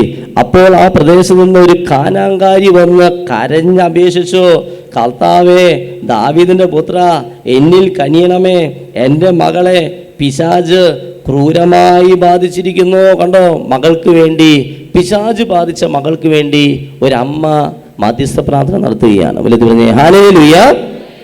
സുവിശേഷത്തിൽ എവിടെയൊക്കെ കർത്താവ് അത്ഭുതങ്ങൾ പ്രവർത്തിച്ചിട്ടുണ്ടോ, അങ്ങനെ യേശു ചെയ്ത അത്ഭുതങ്ങളിൽ ഭൂരിഭാഗം അത്ഭുതങ്ങളും ആരുടെയൊക്കെയോ മധ്യസ്ഥ പ്രാർത്ഥനയുടെ ഫലങ്ങളാണെന്ന് മനസ്സിലായോ. ഇനി ഇത് ജായിറോസിന്റെ മകളെ സൗഖ്യപ്പെടുന്ന സംഭവം ലൂക്കായുടെ സുവിശേഷം 8 നമുക്ക് കാണാൻ സാധിക്കും. അവിടെ എന്താ കാണുന്നത്? ജായിറോസ് വന്നിട്ട് പറയുകയാണ് യേശുവിൻ്റെ അടുത്ത്, എൻ്റെ കൊച്ചു മകള് മരണാസന്നിയായി കിടക്കുക, നീ വന്ന് എൻ്റെ മോളെ സുഖപ്പെടുത്തണം. കണ്ടോ, മധ്യസ്ഥ പ്രാർത്ഥന നടത്തുന്നുണ്ടോ? മർക്കോസിന്റെ സുവിശേഷം 2 യേശു ഒരു വീട്ടിൽ ഇങ്ങനെ വചനം പ്രസംഗിച്ചുകൊണ്ടിരിക്കുന്ന സമയത്ത് 4 പേര്, ആ 4 പേരെ വിളിക്കുന്ന പേരാണ് പ്രേക്ഷിതര്. വലിയ പറഞ്ഞേ ഹല്ലേലൂയ. അവരാണ് പ്രേക്ഷിതര് കേട്ടോ. 4 പേര് ഒരു തളവാത രോഗിയെ യേശുവിൻ്റെ അടുത്തേക്ക് എടുത്തു കൊണ്ടുവരികയാണ്. അവരാണ് മധ്യസ്ഥ പ്രാർത്ഥനക്കാർ. അവരെ വിളിക്കുന്ന പേരാണ് മധ്യസ്ഥ പ്രാർത്ഥന. അതുകൊണ്ടാണ് എൻ്റെ പ്രിയ സഹോദരങ്ങളെ, ലൂക്കായുടെ സുവിശേഷത്തിൽ മർക്കോസിൻ്റെ സുവിശേഷത്തിൽ 2 നമുക്ക് കാണാൻ സാധിക്കും. ഒരു കുറേ ദിവസങ്ങൾ കഴിഞ്ഞ് യേശു കഫർനഹൂമിൽ തിരിച്ചെത്തിയപ്പോൾ അവൻ വീട്ടിലുണ്ട് എന്ന വാർത്ത പ്രചരിച്ചു. വാതിൽക്കൽ പോലും നിൽക്കാൻ സ്ഥലം തികയാത്ത വിധം നിരവധി ആളുകൾ അവിടെ ഓടിക്കൂടി. അവൻ അവരോട് വചനം പ്രസംഗിച്ചുകൊണ്ടിരുന്നു. അപ്പോൾ 4 പേർ ഒരു തളവാത രോഗിയെ എടുത്തുകൊണ്ടുവന്നു. വലത്ത് പറഞ്ഞേ ഹല്ലേലൂയ. സ്നേഹമുള്ളവരെ, ബൈബിളിൽ നമുക്ക് 2 തളവാത രോഗികളെയാണ് സുവിശേഷത്തിൽ കാണാൻ സാധിക്കുക. ശ്രദ്ധിച്ച് കേൾക്കുക, 2 തളവാത രോഗികളെയാണ് നമ്മൾ സുവിശേഷത്തിൽ കാണാൻ സാധിക്കുക. അതിലൊരു തളവാത രോഗിയുടെ കാര്യമാണ് നമ്മൾ കണ്ടത്. മർക്കോസിൻ്റെ സുവിശേഷം 2 ഒരു തളവാത രോഗിയെ യേശുവിൻ്റെ അടുത്തേക്ക് അവരെടുത്തു കൊണ്ടുവരിക. ആ മധ്യസ്ഥ പ്രാർത്ഥനക്കാർ പ്രേക്ഷിതരുടെ ആ പ്രേക്ഷിത വേല മൂലം ആ തളവാത രോഗിയെ കർത്താവ് തൊട്ട് സുഖപ്പെടുത്തി. അദ്ദേഹം അങ്ങനെ സൗഖ്യം കിട്ടി വീട്ടിലേക്ക് പോയി. വല്ലത് പറഞ്ഞേ ഹല്ലേലൂയ. ഇനി മറ്റൊരു മധ്യസ്ഥ തളവാത രോഗിയെ നമ്മൾ കാണുന്നത് യോഹന്നാൻ്റെ സുവിശേഷത്തിലാണ്. യോഹന്നാൻ്റെ സുവിശേഷത്തിൽ 5 മറ്റോ നമുക്കൊരു തളവാത രോഗിയെ കാണാൻ സാധിക്കും. അവിടെ ബെത്സയിദയിലെ രോഗശാന്തി. ഇതിനുശേഷം യഹൂദരുടെ ഒരു തിരുനാളിന് യേശു ജെറുസലേമിലേക്ക് പോയി. ജെറുസലേമിൽ അജകവാടത്തിനടുത്ത് ഹെബ്രായ ഭാഷയിൽ ബെത്സയിദ എന്ന് വിളിക്കുന്ന ഒരു കുളം ഉണ്ടായിരുന്നു. അതിന് 5 മണ്ഡപങ്ങളും. അവിടെ കുരുടന്മാരും മുടന്തന്മാരും തളവാത രോഗികളുമായി അനേകം രോഗികൾ കിടന്നിരുന്നു. 38 വർഷമായി രോഗിയായിരുന്ന ഒരുവൻ അവിടെ ഉണ്ടായിരുന്നു. അവൻ അവിടെ കിടക്കുന്നത് കണ്ട് യേശു കണ്ടു. അവൻ വളരെ നാളായി കിടപ്പിലാണെന്ന് അറിഞ്ഞ് യേശു ചോദിച്ചു, സൗഖ്യം പ്രാപിക്കാൻ, സുഖം പ്രാപിക്കാൻ നീ ആഗ്രഹിക്കുന്നുണ്ടോ? അവൻ എന്താ പറഞ്ഞെന്നറിയോ? അവൻ പറഞ്ഞു, കർത്താവേ, വെള്ളം ഇളകുമ്പോൾ എന്നെ കുളത്തിലേക്ക് ഇറക്കാൻ ആരുമില്ല. വലിയ ഹല്ലേലൂയ. സ്നേഹമുള്ളവരെ, അവിടെ ഒരു വിശ്വാസമായിരുന്നു. ആ ബെത്സയിദ കുളത്തിൽ ഇടയ്ക്കിടയ്ക്ക് റാഫേൽ മാലാഖയാണ് വരാറ് കേട്ടോ. ആ ബെത്സയിദ, റാഫേൽ എന്ന വാക്കിൻ്റെ അർത്ഥം എന്താ? കർത്താവ് സുഖപ്പെടുത്തുന്നു. ഇതാണ് റാഫേൽ എന്ന വാക്കിൻ്റെ അർത്ഥം, കർത്താവ് സുഖപ്പെടുത്തുന്നു. അപ്പോൾ ഈ സൗഖ്യം നൽകുന്ന മാലാഖ, റാഫേൽ മാലാഖ വന്ന് ഈ കുളത്തിൽ ഇറങ്ങി ആ വെള്ളം ഇങ്ങനെ ഇളക്കുമായിരുന്നു ഇടയ്ക്കിടയ്ക്ക്. ഇങ്ങനെ ഈ മാലാഖ വന്ന് വെള്ളം ഇളക്കുന്ന സമയത്ത് ആദ്യമായിട്ട് ആരാണ് ആ കുളത്തിൽ ഇറങ്ങുന്നത്, ആ വ്യക്തി എത്ര വലിയ രോഗിയാണെങ്കിലും സൗഖ്യം കിട്ടിയിരുന്നു. മനസ്സിലായോ? ലത്തി പറഞ്ഞേ ഹല്ലേലൂയ. ഈ തളവാത രോഗി 38 വർഷമായി തളവാതം പിടിപെട്ട് ഈ കുളക്കരയിൽ കിടക്കുകയാണ്. പക്ഷേ എത്രയോ പേർക്ക് അതിൻ്റെ ഇടയിൽ എത്ര സമയം ഈ മാലാഖ വന്ന് പലപ്പോഴും വെള്ളമിളക്കി പോകാറുണ്ട്. പലരും അതിലിറങ്ങി സൗഖ്യം കിട്ടാറുണ്ട്. പക്ഷേ ഇയാളുടെ ഒരു വിഷമം ഇതാണ്, ഈ വെള്ളം ഈ മാലാഖ വന്ന് ഇളക്കുമ്പോൾ ആ കുളത്തിലേക്ക് എന്നെ ഒന്ന് കൈപ്പിടിച്ച് ഇറക്കാൻ എനിക്ക് ആരും ഇല്ല. വലുത് തന്നെ ഹല്ലേലൂയ. നോക്കുക, 2 തളവാത രോഗി. ഒരു മർക്കോസിന്റെ സുവിശേഷം 2 ഒരു തളവാത രോഗിക്ക് സൗഖ്യം കിട്ടാൻ കാരണം എന്താണ്? അദ്ദേഹത്തെ യേശുവിൻ്റെ അടുത്തേക്ക് എടുത്തുകൊണ്ടുവരാൻ 4 മധ്യസ്ഥ പ്രാർത്ഥനക്കാര്, പ്രേക്ഷിതര് ഉണ്ടായിരുന്നു. മനസ്സിലായോ? ഇവിടെ വേറൊരു തളവാത രോഗി 38 വർഷമായി കുളക്കരയിൽ കിടന്നിട്ടും അയാളെ ഒന്ന് ആ കുളത്തിലേക്ക് ഇറക്കാനായിട്ട് ഒരു മധ്യസ്ഥ പ്രാർത്ഥനക്കാരനോ ഒരു പ്രേക്ഷിതനോ ഉണ്ടായില്ല. വലിയ പറഞ്ഞേ ഹല്ലേലൂയ. മനസ്സിലായോ? നമ്മുടെ സോഷ്യൽ റെസ്പോൺസിബിലിറ്റി പറ്റി കൂടിയാണ് പറയുക, ഒരു സാമൂഹ്യ ഉത്തരവാദിത്വത്തെ പറ്റി കൂടിയാണ് പറയുക. അതുകൊണ്ടാണ് പറയുക, മധ്യസ്ഥ പ്രാർത്ഥനയ്ക്ക് വലിയ ശക്തിയുണ്ട്. മധ്യസ്ഥ പ്രാർത്ഥന അത് ദൈവസന്നിധിയിൽ ഉത്തമമാണ്. മധ്യസ്ഥ പ്രാർത്ഥന നമ്മുടെ രക്ഷകനായ ദൈവത്തിൻ്റെ സന്നിധിയിൽ സ്വീകാര്യമാണ്. മധ്യസ്ഥ പ്രാർത്ഥന അത് ദൈവസ്നേഹത്തിൻ്റെ പ്രവൃത്തിയാണ്. അടുത്ത കേൾക്കുക, മധ്യസ്ഥ പ്രാർത്ഥന മനുഷ്യ സ്നേഹത്തിൻ്റെ പ്രവൃത്തിയാണ്. വലത്തി പറഞ്ഞേ ഹല്ലേലൂയ. അതുകൊണ്ടാണ് യോഹന്നാൻ്റെ സുവിശേഷം 15-ാം അധ്യായത്തിൽ 13-ാം തിരുവചനത്തിൽ നമ്മൾ വായിക്കുന്നുണ്ട്. യോഹന്നാൻ 15 13 സ്നേഹിതർക്ക് വേണ്ടി ജീവൻ അർപ്പിക്കുന്നതിനേക്കാൾ വലിയ സ്നേഹം ഇല്ല. വലിയ പറഞ്ഞേ ഹല്ലേലൂയ. അപ്പോൾ ആർക്കാണ് മധ്യസ്ഥ പ്രാർത്ഥന നടത്താൻ പറ്റുക? പറഞ്ഞേൻ ഇപ്പം ഇത്രയും കേട്ടേന്ന് എന്താ മനസ്സിലായത്? ആർക്കാണ് മധ്യസ്ഥ പ്രാർത്ഥന നടത്താൻ സാധിക്കുക? ആർക്കാണ് മധ്യസ്ഥ പ്രാർത്ഥന നടത്താൻ സാധിക്കുക? അച്ഛൻ പലപ്പോഴും ചോദിക്കാറുണ്ട്, ആർക്കാണ് ദശാംശം കൊടുക്കാൻ സാധിക്കുക? പണത്തേക്കാൾ ഉപരിയായി ദൈവത്തെ സ്നേഹിക്കുന്നവർക്കാണ് ദശാംശം കൊടുക്കാനായിട്ട് സാധിക്കുക. അപ്പോൾ ആർക്കാണ് മധ്യസ്ഥ പ്രാർത്ഥന നടത്താൻ സാധിക്കുക? നമ്മേക്കാൾ അധികമായി, തന്നേക്കാൾ അധികമായി മറ്റൊരു വ്യക്തിയെ സ്നേഹിക്കുന്നവർക്കാണ് അവർക്ക് വേണ്ടി മധ്യസ്ഥം വഹിക്കാനായിട്ട് സാധിക്കുക. വിളിച്ച് പറഞ്ഞേ ഹല്ലേലൂയ.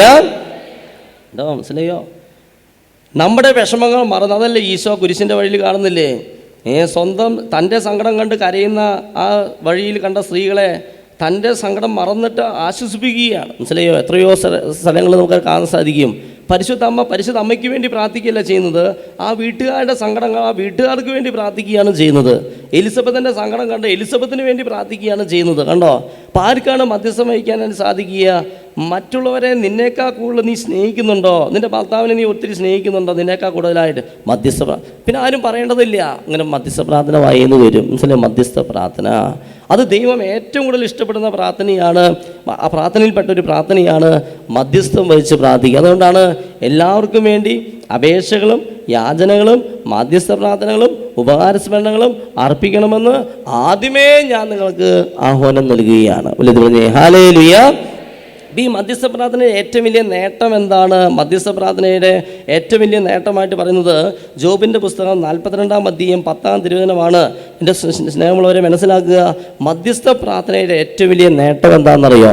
ആ നേട്ടം ഇതാണ്, കേട്ടിരുന്നോ? മധ്യസ്ഥ പ്രാർത്ഥനയുടെ ഏറ്റവും വലിയ നേട്ടം, ഈ മധ്യസ്ഥം വഹിക്കുന്നവരാരോ അവരെ ദൈവം അനുഗ്രഹിക്കുന്നു. ഇനി ആർക്ക് വേണ്ടിയിട്ട് നീ മധ്യസ്ഥം വഹിക്കുന്നോ അവരെയും ദൈവം അനുഗ്രഹിക്കുന്നു. അതാണ് മധ്യസ്ഥ പ്രാർത്ഥനയുടെ ഏറ്റവും വലിയ നേട്ടം. ഇത് പറഞ്ഞേ ഹല്ലേലൂയ. മധ്യസ്ഥ പ്രാർത്ഥനയുടെ ഏറ്റവും വലിയ നേട്ടം, നീ ആർക്ക് വേണ്ടി പ്രാർത്ഥിക്കുന്നോ അവരെ ദൈവം അനുഗ്രഹിക്കുന്നു, നിന്നെയും ദൈവം അനുഗ്രഹിക്കുന്നു. അതാണ് ജോബ് 42:10. ജോബ് തൻ്റെ സ്നേഹിതന്മാർക്ക് വേണ്ടി പ്രാർത്ഥിച്ചപ്പോൾ ജോബിന് ഉണ്ടായിരുന്ന ഐശ്വര്യം കർത്താവ് തിരിച്ചു കൊടുത്തു. അവിടുന്ന് എങ്ങനെ കൊടുത്തു? അത് ഇരട്ടിയായി കൊടുത്തു. വിളിച്ചു പറഞ്ഞേ ഹല്ലേലൂയ. ജോബ് തൻ്റെ സ്നേഹിതർക്ക് വേണ്ടി പ്രാർത്ഥിച്ചപ്പോൾ കർത്താവ് ജോബിനുണ്ടായ ഐശ്വര്യം തിരിച്ചു കൊടുത്തു എന്ന് മാത്രമല്ല, അത് ഇരട്ടിയായി കൊടുക്കുകയാണ്. അതുകൊണ്ടാണ് നമുക്കറിയാം, മോണിക്ക പുണ്യവതി 18 വർഷത്തോളാണ് തൻ്റെ പാപജീവിതം നയിച്ച മകൻ ഈ അഗസ്റ്റിന് വേണ്ടി പ്രാർത്ഥിക്കുക. 18 വർഷം ഈ അമ്മ പ്രാർത്ഥിക്കുകയാണ്. അതുകൊണ്ട് എൻ്റെ പ്രിയ സഹോദരങ്ങളെ പലപ്പോഴും ഞാൻ പറയാറുണ്ട്, ഈ പാപജീവിതം നയിക്കുന്നവർ നമ്മുടെ മക്കളായിരിക്കാം, അയൽപ്പക്കാരായിരിക്കാം, ശത്രുക്കളായിരിക്കാം, നമ്മുടെ ജീവിത പങ്കാളിയായിരിക്കാം, മാതാപിതാക്കളായിരിക്കാം, പലരായിരിക്കാം.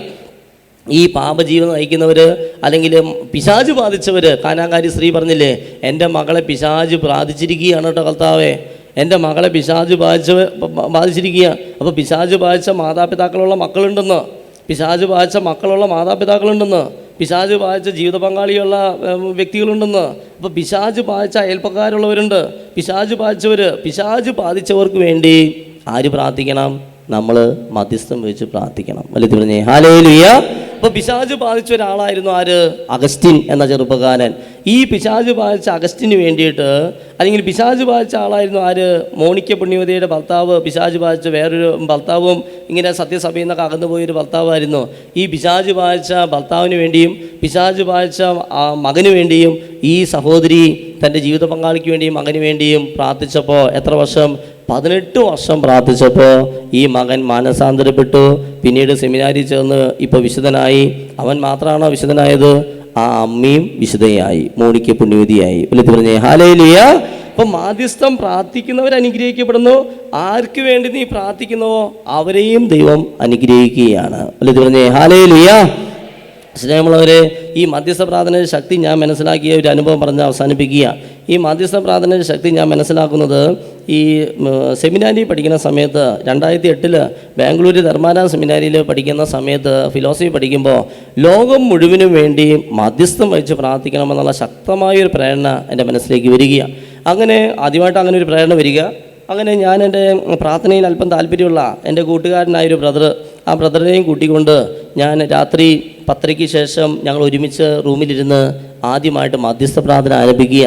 അങ്ങനെ മധ്യസ്ഥ പ്രാർത്ഥന ഞാൻ പലപ്പോഴും ആ സംഭവം പല സമയത്ത് പല പ്രസംഗത്തിൽ പറഞ്ഞിട്ടുണ്ട്, അതുകൊണ്ട് വിവരിക്കുന്നില്ല. അങ്ങനെ മധ്യസ്ഥ പ്രാർത്ഥനയ്ക്കായിട്ട് ഇരുന്നപ്പോൾ അന്ന് ആദ്യത്തെ ദിവസം ഞങ്ങൾ വേറെ പല പ്രാർത്ഥനകളാണ് ചൊല്ലിയത്. അതിനുശേഷം മൗനമായിട്ടിരുന്ന് പ്രാർത്ഥിക്കുമ്പോഴാണ് ആദ്യമായൊരു ദൈവസ്വര സന്ദേശം എൻ്റെ ചെവിയിൽ വന്ന് പതിക്കുക. അമ്മയോട് പ്രാർത്ഥിക്കണം കേട്ടോ എന്നൊരു ദൈവസ്വര സന്ദേശം. ഈ സന്ദേശം കേട്ടപ്പോൾ എനിക്ക് മനസ്സിലായി പരിശുദ്ധ അമ്മയോട് പ്രാർത്ഥിക്കാനാണ് പറയുന്നതെന്ന് തോന്നിക്കോട്ട് പിറ്റേ ദിവസം മുതൽ പരിശുദ്ധ അമ്മയോട് മാധ്യസ്ഥം വെച്ച് പ്രാർത്ഥിക്കുക. പിറ്റേ ദിവസം രാത്രിയായി 10:00 ശേഷം ആരും കാണാതെ ഞങ്ങൾ രണ്ടുപേരും റൂമിലിരുന്നു. ഈ ജപമാല ചൊല്ലി പരിശുദ്ധ അമ്മയോട് മാധ്യസ്ഥം വഹിക്കുക. അന്ന് നമ്മൾ പ്രാർത്ഥിച്ചത് എന്തായിരുന്നു?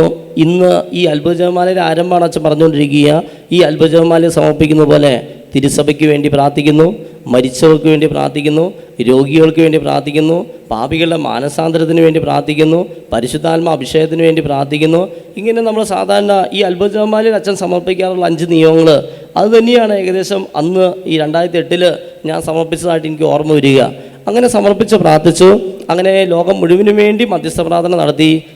പിന്നീട് സ്തുതിക്കുക.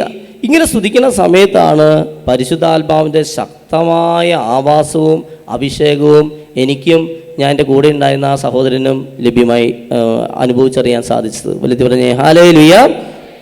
അദ്ദേഹവും വലിയ ശക്തനായൊരു വചന പ്രഘോഷകനും ഒത്തിരി വരദാനങ്ങളുള്ള ഒരു വൈദികനാണെന്ന്.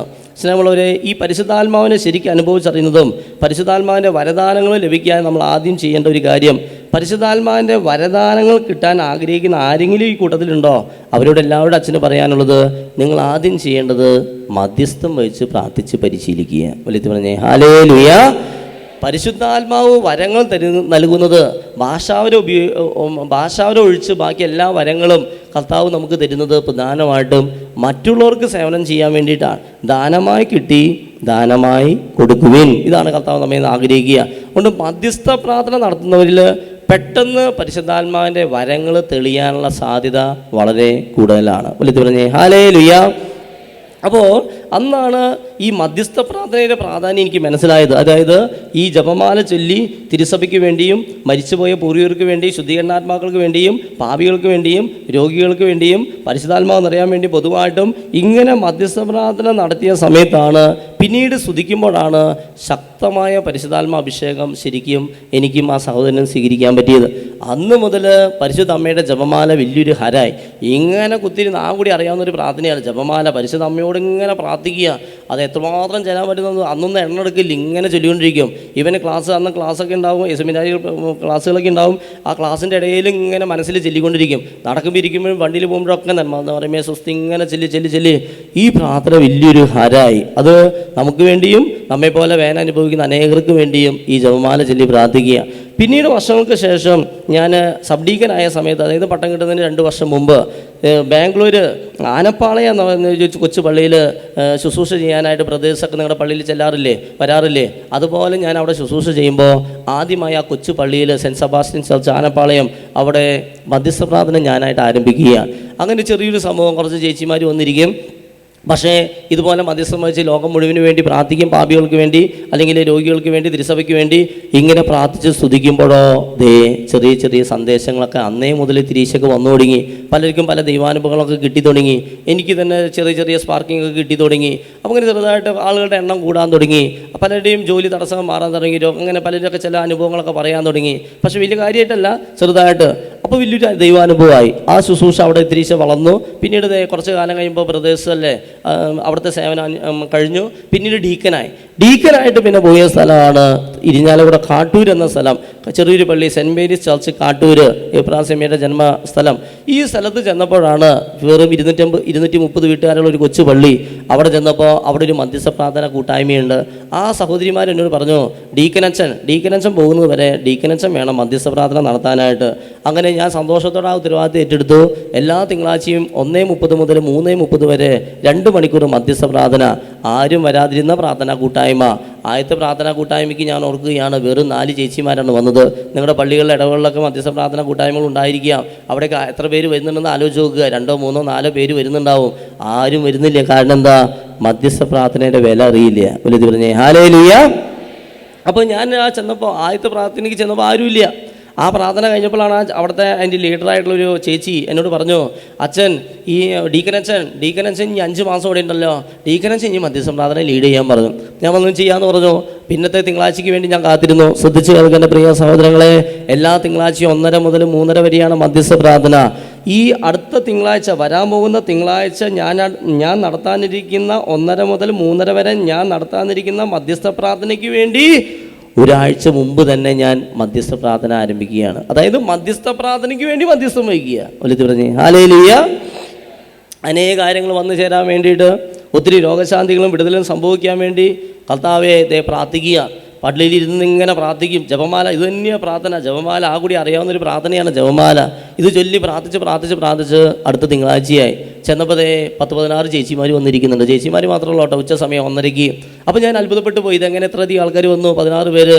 അപ്പോഴാണ് മനസ്സിലായത്, ആ പ്രാർത്ഥന ഗ്രൂപ്പിൻ്റെ ലീഡർ ചേച്ചി എല്ലാവരോടും പോയി പറഞ്ഞിരിക്കുകയാണ്, ഇന്ന് മധ്യസ്ഥ പ്രാർത്ഥനയ്ക്ക് നമ്മുടെ ഡീക്കനച്ചനാണ് നേതൃത്വം കൊടുക്കുന്നത്, അതുകൊണ്ട് നിങ്ങളൊക്കെ വരണം കുറേ ഇങ്ങനെ പരസ്യപ്പെടുത്തിക്കൊണ്ട് ഒരു 16 ചേച്ചിമാർ വന്നിരിക്കുന്നുണ്ട് ഉച്ച സമയത്ത്. അവിടെ ഇരുന്ന് ഞങ്ങൾ വട്ടത്തിലിരുന്ന് ജപമാല ചൊല്ലി പ്രാർത്ഥിച്ചു. ജപമാല കഴിഞ്ഞപ്പോൾ ഞാൻ സ്തുതിക്കാമെന്ന് പറഞ്ഞു. അങ്ങനെ സ്തുതിച്ച് പ്രാർത്ഥിക്കുന്ന സമയത്താണ് കർത്താവ് തന്ന സന്ദേശങ്ങൾ. 4 സന്ദേശമാണ് ഞാൻ ആദ്യമായിട്ട് വിളിച്ചു പറയുക. 4 സന്ദേശങ്ങൾ. എൻ്റെ പ്രിയ സഹോദരങ്ങളെ, എൻ്റെ ആദ്യത്തെ വിളിച്ചു പറയൽ അവിടെയാണ് സംഭവിച്ചത്. ഹല്ലേലൂയ. ആദ്യമായിട്ട് ഞാൻ വിളിച്ചു പറയുന്നത് ശരിയോ തെറ്റോ എന്ന് അറിയില്ല. എൻ്റെ ഒരു സത്യാന്വേഷണ പരീക്ഷണമായിരുന്നു. ഈ 4 ചേച്ചിമാർ 16 ചേച്ചിമാരല്ലേ, കുറ്റിക്ക് എന്ത് ചെയ്യാനാണ്? ഒരു കംപ്ലൈൻറ്റും വരില്ല. ഒരു ധൈര്യത്തോടെ ഞാൻ തെറ്റാവണമെങ്കിൽ തെറ്റാവട്ടെ, ശരിയാവണമെങ്കിൽ ശരിയാവട്ടെ എന്ന് എഴുതി അതങ്ങോട്ട് 4 വിളിച്ചു പറഞ്ഞ് സ്തുതിപ്പ് കഴിഞ്ഞ് ഞാൻ പെട്ടെന്ന് പള്ളി അടച്ച് റൂമിലേക്ക് ഓടിയപ്പോൾ 2 ചേച്ചിമാരെൻ്റെ പിന്നാലെ ഓടി വന്നു. അവരെന്നെ ഓടി വന്ന് തടഞ്ഞിട്ട് പറഞ്ഞു, അച്ഛനിപ്പോൾ എന്താ വിളിച്ചു പറഞ്ഞത്? ഡീക്കനച്ചപ്പൻ എന്താ വിളിച്ചു പറഞ്ഞേ? അപ്പം എന്തേ? അതിലൊരു സഹോദരി പറഞ്ഞു, ഇപ്പം അച്ഛൻ വിളിച്ചു പറഞ്ഞത് എന്നെ പറ്റിയാണ്. മനസ്സിലായോ? എൻ്റെ അച്ഛൻ പറഞ്ഞല്ലോ, തെറ്റായ സ്നേഹബന്ധത്തിലായിരിക്കുന്ന ഒരു പെൺകുട്ടിയെ അമ്മ അവിടെ വന്നിരുന്ന് പ്രാർത്ഥിക്കുന്നുണ്ടെന്ന്. അത് ഞാനാണച്ചാ. അത് വികാരത്തിനറിയില്ല, നാട്ടുകാർക്കറിയില്ല, ബന്ധുക്കൾക്കറിയില്ല, ആർക്കും അറിയില്ല. എൻ്റെ മോള് ബാംഗ്ലൂരിലാണ്. അവൾ ഡൽഹിയിലുള്ള ബോംബെയിലോ മറ്റോ ഉള്ളൊരു ചെക്കനായിട്ട് ഈ ചാറ്റിങ്ങിലൂടെ പരിചയപ്പെട്ട് തെറ്റായ ബന്ധത്തിലാണ്, ഒരു അക്രൈസവനായിട്ട്. അതാണ് ഡീക്കനച്ചൻ ഇപ്പോൾ തന്നെ വിളിച്ചു പറഞ്ഞത്. അപ്പം ഞാൻ എനിക്ക് വലിയ സന്തോഷമായി. കാരണം ആദ്യമായിട്ടൊരു കാര്യം വിളിച്ചു പറഞ്ഞത് അത് സംഭവിക്കുക, അല്ലെങ്കിൽ നേരാണെന്നുള്ള ബോധ്യം. അത് ഇങ്ങനെയാണ് പരിശുദ്ധാത്മാവിൻ്റെ സന്ദേശം കിട്ടുക എന്ന് എന്നെ പഠിപ്പിച്ചത് വേറെ ആരുമല്ല, ഏതെങ്കിലും കൗൺസിലിംഗ് കോഴ്സൊന്നുമല്ല, പരിശുദ്ധാത്മാവ് നേരിട്ട് പഠിപ്പിക്കുകയാണ് ചെയ്തത്. ഹല്ലേലൂയ. അവിടുത്തെ പുത്രന്മാരെ അവിടുന്ന് പഠിപ്പിക്കും, അവർ ശ്രേയസ്സായി ആർജിക്കുമെന്ന് പറയുന്നില്ലേ യെശയ്യാ പ്രവാചകൻ്റെ പുസ്തകത്തിൽ? എൻ്റെ പുത്രന്മാരെ ഞാൻ പഠിപ്പിക്കും, അവർ ശ്രേയസ് ആർജിക്കുമെന്ന് പറഞ്ഞ പോലെ പരിശുദ്ധാത്മാവ് നമ്മെ പഠിപ്പിക്കുകയാണ്. എങ്ങനെയാണ് ഈ വരങ്ങൾ തെളിയുക, എങ്ങനെയാണ് വരങ്ങൾ സ്പഷ്ടമായി തീരുക, അല്ലെങ്കിൽ വർക്കൗട്ട് ചെയ്ത് തുടങ്ങുക. ഇത് ആദ്യമായിട്ട് ഞാൻ പഠിച്ചത് ഈ മധ്യസ്ഥ പ്രാർത്ഥനയിലൂടെയാണ്. അങ്ങനെയാണ് എനിക്ക് മനസ്സിലാവുന്നത്, ഇങ്ങനെയാണല്ലേ പരിശുദ്ധാത്മാവ് സംസാരിക്കുക, ഇങ്ങനെയാണല്ലേ ഓരോന്നും നമുക്ക് മനസ്സിലാക്കാൻ സാധിക്കുക. പിന്നീട് എൻ്റെ പ്രിയ സഹോദരങ്ങളെ, പിന്നത്തെ ആഴ്ചയ്ക്ക് വേണ്ടിയിട്ട് പ്രാർത്ഥിച്ചൊരുങ്ങുക. ഇത് തന്നെ മധ്യസ്ഥ പ്രാർത്ഥനയ്ക്ക് വേണ്ടി മധ്യസ്ഥം വഹിച്ച് പ്രാർത്ഥിക്കുക. പിന്നത്തെ തിങ്കളാഴ്ചയായി 10-35-40 പേര് വന്നിരിക്കുകയാണ്. സ്ത്രീകളാണ് വന്നിരിക്കുക എല്ലാവരും. പെട്ടെന്നാണ് ആളുകളുടെ എണ്ണം ഇങ്ങനെ കൂടിക്കൊണ്ടിരിക്കുകയാണ്. അപ്പോൾ ഞാൻ എന്താ സംഭവം എന്ന് വെച്ചാൽ, ഈ കഴിഞ്ഞ ആഴ്ചയിലെ ചേച്ചിമാർ പുറത്ത് പോയിട്ട് പറഞ്ഞു, നമ്മുടെ വന്നിരിക്കുന്ന ഡീക്കൻ നിസ്സാരക്കാരനല്ല, ആ ചേട്ടൻ അല്ലെങ്കിൽ ആ ഡീക്കന് എന്തൊക്കെയോ വരദാനങ്ങളൊക്കെ ഉണ്ട് എന്നൊക്കെ ഇവർ പുറത്ത് പോയി പറഞ്ഞു. അതിൻ്റെ പേരിൽ കുറേ ചേച്ചിമാർ കൂടി വന്നിരിക്കുകയാണ് മധ്യസ്ഥ പ്രാർത്ഥനയ്ക്ക്. അങ്ങനെ പിന്നീട് മൈക്ക് വയ്ക്കാൻ പറ്റാത്ത അവസ്ഥയിലായി. കാരണം മൈക്കില്ലാതെ ഞാൻ പറഞ്ഞു കഴിഞ്ഞാൽ ആരും കേൾക്കില്ല. അത്രയധികം ജനക്കൂട്ടം അങ്ങനെ കൂടി വരാൻ തുടങ്ങി. അപ്പോൾ ഞാൻ വികാസിനോട് ചോദിച്ചിട്ട് അച്ഛൻ പറഞ്ഞു മൈക്ക് ഉപയോഗിച്ചോളാം പറഞ്ഞു. അങ്ങനെ മൈക്ക് അന്ന് ഈശോ വീണ്ടും വെളിപ്പെടുത്തി തന്നു. വിശുദ്ധ കുർബാന എഴുന്നള്ളിച്ച് വയ്ക്കാൻ അന്ന് മുതലാണ് വിശുദ്ധ കുർബാന എഴുന്നള്ളിച്ച് വയ്ക്കാൻ തുടങ്ങിയത് ഡീക്കനായിരുന്നപ്പോൾ. അതും ആ നല്ലൊരു വികാരിച്ചനായിരുന്നു. അച്ഛൻ എല്ലാ സ്വാതന്ത്ര്യം എനിക്ക് തന്നു. അപ്പോൾ ഞാൻ വിശുദ്ധ കുർബാന എഴുന്നള്ളിച്ച് വെച്ച് സൈഡിൽ ഇങ്ങനെ നിന്ന് ഇപ്പോൾ ചെയ്യണ പോലെ ഇത് ആരംഭിച്ചത് അന്നാണ്. 2016 ഇത് ആരംഭിക്കുക. ഈ സൈഡിൽ നിന്നുകൊണ്ട് മധ്യസ്ഥ പ്രാർത്ഥന, അതാണ് ഞാൻ പറഞ്ഞത്, മധ്യസ്ഥ പ്രാർത്ഥന. കാര്യങ്ങൾ ഉയർത്തിപ്പിടിച്ച് മോശ മധ്യസ്ഥം വഹിച്ച് പ്രാർത്ഥിച്ചതുപോലെ ഞാനിങ്ങനെ മധ്യസ്ഥം വഹിച്ച് ഇങ്ങനെ പ്രാർത്ഥിക്കുകയാണ്. നന്മ നിറഞ്ഞ മറിയമേ സുസ്തി. നിങ്ങൾ അത്ഭുത ജപമാല കാണുന്നില്ലേ? ഈ അത്ഭുത ജപമാലയിലെ ആരംഭമാണ് അച്ഛൻ പറയുന്നത്. എൻ്റെ പ്രിയ സഹോദരങ്ങളെ, പിന്നീട് ആ ശുശ്രൂഷ കാട്ടൂർ 5 മാസം ഒക്ടോബറിൽ ഞാൻ എൻ്റെ ഡീക്കൻ മിനിസ്ട്രി കഴിയുന്നതിന് മുമ്പ് തന്നെ ആ പള്ളിയിൽ ഇങ്ങനെ ഒരു എല്ലാ പള്ളികളിലും സെൻറ്ററിൽ കുറച്ച് സ്പേസ് ഇട്ടുണ്ടാവില്ല ആൾക്കാർക്ക് പോകാനായിട്ട്. അതിൽ പോലും നിൽക്കാൻ പറ്റാത്ത രീതിയിൽ അതുപോലെ ജനസമുദ്രം അവിടെ വന്നുകൂടുകയാണ്. പല ഇടവകയിൽ നിന്നും ദൂരെ നിന്നും ഈവൻ പാലക്കാട് നിന്ന് പോലൊക്കെ ആളുകൾ വന്ന് ഞാൻ ഓർക്കുകയാണ്. ഈ 1:30 മുതൽ 3:30 വരെയുള്ള ശുശ്രൂഷയിൽ പങ്കെടുക്കാൻ ആളുകൾ അവിടെ ഓടിക്കൂടുകയാണ്. ആ നാട്ടുകാർക്കൊക്കെ അറിയാം. കാട്ടൂർ ഭാഗത്തു നിന്നൊക്കെ ആരെങ്കിലും നിങ്ങളുടെ ബന്ധുക്കളോ സ്വന്തക്കാരൊക്കെ ഉണ്ടെങ്കിൽ വിളിച്ചു ചോദിച്ചോ, അവരെപ്പോഴും ഓർക്കുന്നുണ്ടാവും ഈ ഡീക്കൻ അവിടെ ശുശ്രൂഷ ചെയ്തത്. 5 മാസം അതുപോലെ ദൈവം അവിടെ മാറ്റിമറിക്കുകയാണ്. അങ്ങനെയാണ് ഈ ഒരു ധ്യാന ഫീൽഡ് അല്ലെങ്കിൽ ഇങ്ങനെ ഒരു ശുശ്രൂഷയിലേക്ക് ഞാൻ കടക്കുന്നത്. ഞാൻ പറഞ്ഞു വന്നത്, പിന്നീട് പട്ടം കിട്ടി എൽത്തുരുത്ത് എന്ന് പറയുന്ന സ്ഥലത്തേക്ക് ഇടവയിലേക്ക് വന്നു. എൽത്തുരുത്ത്, തൃശ്ശൂർ എൽത്തുരുത്ത് എന്ന പള്ളിയിലേക്ക് വന്നു. അവിടെയും മധ്യസ്ഥ പ്രാർത്ഥന ആരംഭിച്ചു. 100 കണക്കിന് ആൾക്കാർ അവിടെയും എല്ലാ വ്യാഴാഴ്ചയും ഓടിക്കൂടാൻ തുടങ്ങി. പിന്നീട് കൊറോണ വന്നു. കൊറോണയ്ക്ക് ശേഷം അതിൻ്റെ ഇടയിൽ ഞാൻ ജെറുസലേം ധ്യാന കേന്ദ്രത്തിലേക്ക് മാറി. കൊറോണ വന്നതിന് ശേഷം ഞാൻ ഈ മധ്യസ്ഥ പ്രാർത്ഥനയെ പറ്റി എപ്പോഴും ചിന്തിക്കും. ഇങ്ങനൊരു മധ്യസ്ഥ പ്രാർത്ഥന നടത്താൻ എനിക്ക് സാഹചര്യങ്ങളോ സാധ്യതകളോ ഒന്നും ഇല്ലാത്തൊരവസ്ഥ. അപ്പോൾ എനിക്ക് തോന്നി, ഈ മധ്യസ്ഥ പ്രാർത്ഥനയെ ഇതുപോലെ ഓൺലൈനിലൂടെ വിട്ടാലോ, സംരക്ഷണം ചെയ്താലോ എന്നൊരു ചിന്ത വരികയാണ്. അതിനൊരു പേര് കൊടുത്തു. എന്ത് പേര് കൊടുത്തു?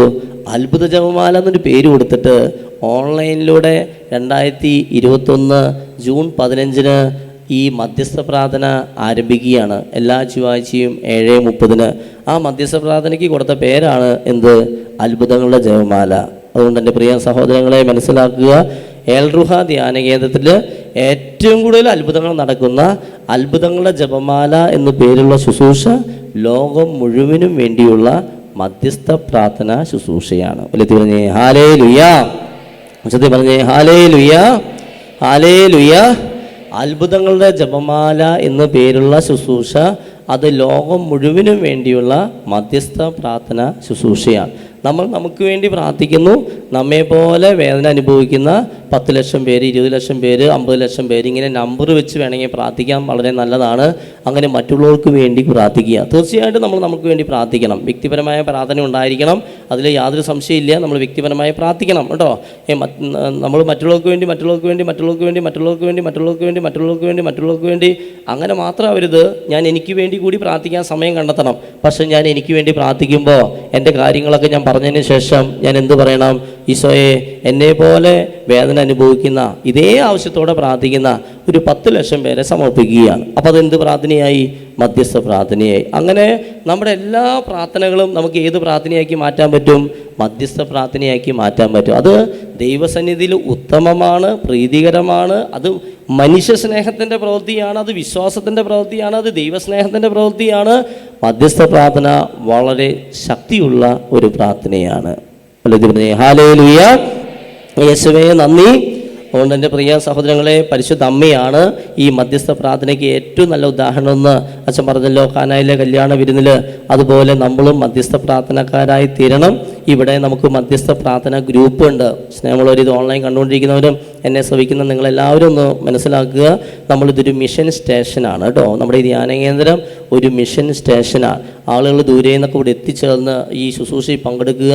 ഇപ്പം ഇത്രയും പേര് ഇവിടെ വന്നിരിക്കുന്നത്, ഒരു എത്ര പേര് ഇതിലൊരു 1000 പേരുണ്ടെങ്കിൽ 10,000 20,000 പേര് വരുന്നതിൻ്റെ ഒരു തുല്യമാണ് ഇത്രയും പേര് ഇവിടെ വന്നിരിക്കുക എന്നുള്ളത് തന്നെ മഹാ അത്ഭുതമാണ്. കാരണം ചുറ്റുവട്ടത്ത് നിറയെ ഹിന്ദുക്കളും മുസ്ലിംസ് തിങ്ങി പാർക്കുന്ന ഈ സ്ഥലത്ത് വെറും 30 വീട്ടുകാർ മാത്രം ക്രിസ്ത്യാനികളുള്ള ഈ ദേശത്ത് ഇതുപോലെ ഇത്രയും പേര് വരിക എന്നുള്ളത് തന്നെ മഹാ അത്ഭുതമാണ്. അന്ധകാരത്തിൽ കഴിഞ്ഞിരുന്ന ജനം പ്രകാശം കണ്ടു എന്ന് പറഞ്ഞ പോലെയാണ് ഇങ്ങനൊരു ദേശത്ത് ബുദ്ധിയുണ്ടെങ്കിൽ ബോധമുണ്ടെങ്കിൽ ഒരാളും ധ്യാന കേന്ദ്രം ഒന്നും തുടങ്ങില്ല. പക്ഷേ ദൈവം അത്ഭുതകരമായി ഈ സെൻറ്ററിനെ ഈ അന്ധകാരത്തിൽ പ്രകാശം എന്നതുപോലെ മലമുകളിൽ പണിതുയർത്തിയ ഒരു പട്ടണം പോലെ പീഠത്തിലേക്ക് എത്തിച്ചു വെച്ചൊരു വിളക്ക് പോലെ ദൈവം ഉയർത്തിക്കൊണ്ടിരിക്കുകയാണ്. ഉല്ലത്തി പറഞ്ഞേ ഹല്ലേലൂയ. അപ്പോൾ സ്നേഹമുള്ളവരെ, അപ്പോൾ ഇങ്ങനെയൊരു പ്രത്യേക സ്ഥലത്ത് ഇങ്ങനെ ശുശ്രൂഷ ചെയ്യുമ്പോൾ മധ്യസ്ഥ പ്രാർത്ഥന നമുക്ക് ഏതൊരു ദൈവവചന ശുശ്രൂഷയുടെയും വിജയത്തിൻ്റെ അടിസ്ഥാനം അല്ലെങ്കിൽ വിജയത്തിൻ്റെ ബാക്ക് ബോൺ അല്ലെങ്കിൽ വിജയത്തിൻ്റെ നട്ടെല്ല് എന്ന് പറയുന്നത് എന്താണ്? മധ്യസ്ഥ പ്രാർത്ഥനയാണ്. ചിലപ്പോൾ നിങ്ങൾക്ക് വേണ്ടി കുറച്ച് പേര് മധ്യസ്ഥ പ്രാർത്ഥന നടത്തുന്നുണ്ട്. പല സ്ഥലത്തിരുന്ന് മധ്യസ്ഥ പ്രാർത്ഥന, പല ചാപ്പലുകളിലിരുന്ന് മധ്യസ്ഥ പ്രാർത്ഥന നടത്തുന്നത്. ഇപ്പോൾ നമ്മുടെ ഇവിടുത്തെ ഏറ്റവും വലിയ ഷോർട്ടേജ് ഈ മധ്യസ്ഥ പ്രാർത്ഥനക്കാരെ ലഭിക്കുക എന്നുള്ളതാണ്. അതുകൊണ്ട് അല്പം ത്യാഗം സഹിച്ചിട്ടാണെങ്കിലും അച്ഛൻ നിങ്ങളെ എല്ലാവരെയും മധ്യസ്ഥ പ്രാർത്ഥനയിലേക്ക് ക്ഷണിക്കുക. എല്ലാവരും പ്രേക്ഷിതരായി തീരുക. പല രീതിയിലും മധ്യസ്ഥ പ്രാർത്ഥന നടത്തുക.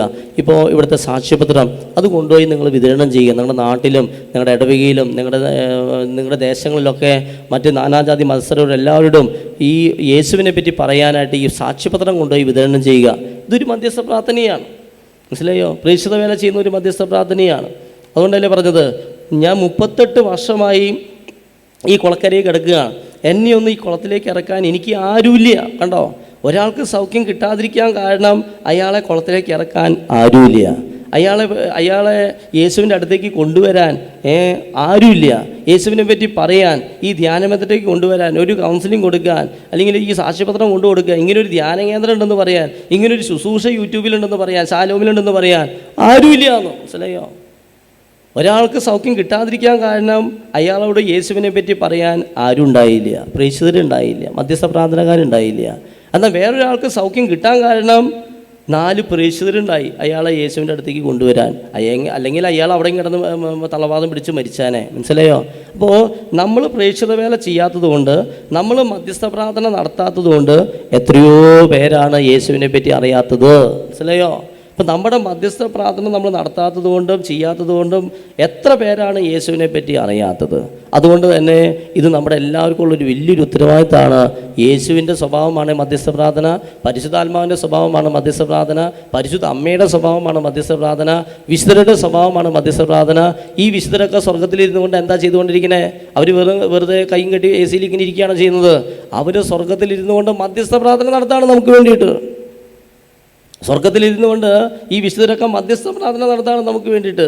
അതുകൊണ്ടല്ലേ നമ്മൾ പ്രാർത്ഥിക്കുമ്പോൾ ഒത്തിരി കാര്യങ്ങൾ വിശുദ്ധരിലൂടെ സാധിച്ചു കിട്ടുന്നത്. ഇന്നും കർത്താവ് സന്ദേശം തന്നിട്ടുണ്ട്, വിശുദ്ധരോട് മധ്യസ്ഥം വെച്ച് പ്രാർത്ഥിച്ചോ, പ്രത്യേകിച്ച് വിശുദ്ധരിൽ ലുത്തിനിയെ ചൊല്ലി പ്രാർത്ഥിച്ചോ, ഈ വാക്കാ പറയുക, ഒത്തിരി അനുഗ്രഹങ്ങളും കിട്ടും. വേണമെങ്കിൽ വിശ്വസിച്ചോ, ഒത്തിരി അനുഗ്രഹം കിട്ടും. വിശുദ്ധരിൽ ലുത്തിനിയെ ചൊല്ലി പ്രാർത്ഥിക്കുക, വിശുദ്ധരോട് പ്രത്യേകം പ്രാർത്ഥിക്കുക. കുടുംബത്തിലെ തിന്മകൾ വിട്ടുമാറാനായിട്ട് കർത്താവ് തന്ന, സ്വർഗം ഇറങ്ങി തന്ന വലിയൊരു വെളിപ്പെടുത്തലാണ് അച്ഛൻ പറയുന്നത്. റാഫേൽ മാലാഖിയോട് നിങ്ങൾ എല്ലാ ദിവസവും നൊവേന ചൊല്ലി പ്രാർത്ഥിക്കുക. പറ്റുന്ന വെച്ചാൽ നിങ്ങളുടെ കുടുംബ പ്രാർത്ഥന കഴിയുമ്പോൾ റാഫേൽ മാലാഖിയോടെയുള്ള ആ പ്രാർത്ഥന, കൊച്ചൊരു പ്രാർത്ഥന, ഒരു പ്രാർത്ഥന കാർഡാണ്. ആ സ്റ്റോളിൽ പോയി ചോദിച്ചു കഴിഞ്ഞാൽ 3 മണി മുതൽ മിക്കവാറും ലഭ്യമായിരിക്കും, അല്ലെങ്കിൽ നാളെ എങ്ങനെയായാലും കിട്ടും. അത് നിങ്ങൾ വാങ്ങിക്കൊണ്ടുപോയി മുടങ്ങാതെ ചൊല്ലിക്കോ. കുടുംബ പ്രശ്നമാണ് അച്ഛ, അതാണ് അച്ഛ, ഇതാണ് അച്ഛ, കുടുംബത്തിലായിരിക്കുമല്ലോ പ്രശ്നം. അവിടെ ഇപ്പോൾ ഈ റാഫേൽ മാലാഖിയിലൂടെ ദൈവത്തിൻ്റെ ശക്തമായ ഇടപെടൽ സംഭവിക്കും. അല്ലെ ഇത് പറഞ്ഞേ ഹല്ലേലൂയ. അതുകൊണ്ട് നിങ്ങൾ ഈ സാക്ഷ്യപത്രം വാങ്ങിക്കൊണ്ടുപോയി വിതരണം ചെയ്യാൻ ശക്തമായ തീരുമാനമെടുക്കുക. സാധിക്കുന്നവർ ഇവിടെ വന്നിരുന്ന് മധ്യസ്ഥം വഹിക്കാൻ തീരുമാനമെടുക്കുക. ആഴ്ചയിൽ ഒരിക്കലെങ്കിലും എല്ലാ തിങ്കളാഴ്ച അല്ലെങ്കിൽ എല്ലാ ചൊവ്വാഴ്ച അല്ലെങ്കിൽ ബുധനാഴ്ച അല്ലെങ്കിൽ വ്യാഴാഴ്ച അല്ലെങ്കിൽ വെള്ളിയാഴ്ച അല്ലെങ്കിൽ ശനിയാഴ്ച ഏതെങ്കിലും ഒരു ദിവസം നിഷ്ഠയോടെ ഞാനിവിടെ വന്ന് ത്യാഗമുണ്ട്. 3, 4, 5, 6 മണിക്കൂറൊക്കെ യാത്ര ചെയ്ത് ട്രെയിൻ കയറിയൊക്കെ വരേണ്ടി വരും.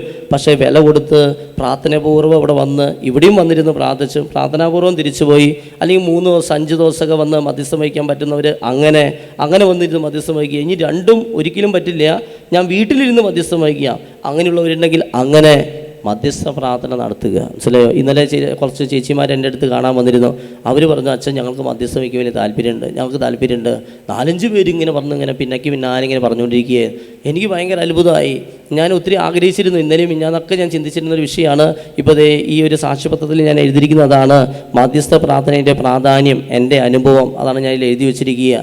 സ്നേഹമുള്ളവരെ, ഈ മധ്യസ്ഥ പ്രാർത്ഥനയുടെ പ്രാധാന്യം സ്വീകരിച്ചുകൊണ്ട് പലരും ഇന്നലെ എൻ്റെ അടുത്ത് വന്നിരുന്നു. മധ്യസ്ഥ പ്രാർത്ഥന നടത്താൻ ആഗ്രഹമുണ്ട് അച്ഛാ, ഞങ്ങൾ എന്താ ചെയ്യേണ്ടതെന്ന് ചോദിച്ചിട്ട്. അതുകൊണ്ട് ഇരിക്കുന്ന എല്ലാവരും, എന്നെ ഇപ്പോൾ യൂട്യൂബിൽ കണ്ടുകൊണ്ടിരിക്കുന്ന അല്ലെങ്കിൽ ഓൺലൈൻ കണ്ടുകൊണ്ടിരിക്കുന്ന എല്ലാവരും മധ്യസ്ഥ പ്രാർത്ഥനക്കാരായി തീരുക. കാരണം വേറെ ഒന്നല്ല, നമ്മുടെ കർത്താവ് മധ്യസ്ഥ പ്രാർത്ഥനക്കാരനാണ്, പരിശുദ്ധാത്മാവ് മധ്യസ്ഥ പ്രാർത്ഥനക്കാരനാണ്, പരിശുദ്ധ അമ്മ മധ്യസ്ഥ പ്രാർത്ഥനക്കാരനാണ്, ഇസ്രായേൽക്കാർ കണ്ട ഏറ്റവും വലിയ നേതാവായ മോശ മധ്യസ്ഥ പ്രാർത്ഥനക്കാരനാണ്, നമ്മുടെ വിശ്വാസികളുടെ പിതാവ് മധ്യസ്ഥ പ്രാർത്ഥനക്കാരനാണ്. ഈ എല്ലാ വിശുദ്ധരും മധ്യസ്ഥ പ്രാർത്ഥനക്കാരാണ് കേട്ടോ. മധ്യസ്ഥ പ്രാർത്ഥന അത്രമാത്രം അനുഗ്രഹം നമുക്ക് കൊണ്ടുവരുന്ന പ്രാർത്ഥനയാണ്. നമുക്ക് ഈശോയുടെ സന്നിധിയിൽ എഴുന്നേറ്റ് നിൽക്കാം.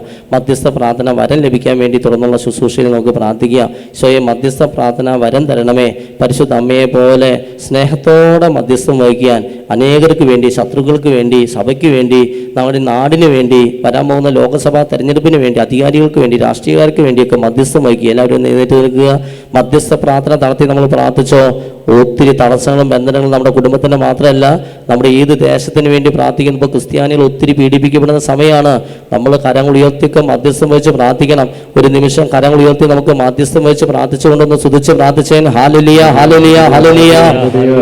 വേണ്ട വിധം പ്രാർത്ഥിക്കേണ്ടത് എങ്ങനെയെന്ന് നമുക്ക് അറിഞ്ഞുകൂടാ. എന്നാൽ അവാച്യമായ നെടുവെപ്പുകളാൽ പരിശുദ്ധാത്മാവ് നമുക്ക് വേണ്ടി മാധ്യസ്ഥം വഹിക്കുന്നു. ഓ പ്രിയ പരിശുദ്ധാത്മാവേ, മധ്യസ്ഥ പ്രാർത്ഥന നടത്താൻ ഞങ്ങളെയും പഠിപ്പിക്കണമേ പരിശുദ്ധാത്മാവേ.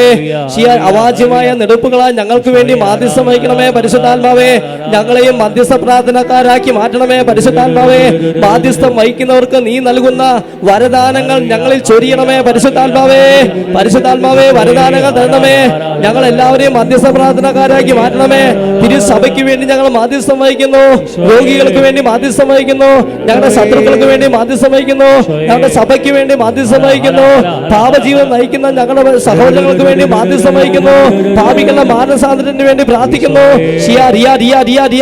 പിശാച് ബാധിച്ചവർക്ക് വേണ്ടി ഞങ്ങൾ മാധ്യസ്ഥം വഹിക്കുന്നു. സ്തുതിച്ചേൻ ഹല്ലേലൂയ ഹല്ലേലൂയ. ഇനിയും സ്തുതിക്കാത്ത മക്കളുണ്ടല്ലോ, ഒന്ന് വാതുറന്ന് സ്തുതിച്ച് പ്രാർത്ഥിക്കുക. മാധ്യസ്ഥം വഹിച്ച് സ്തുതിക്കുക.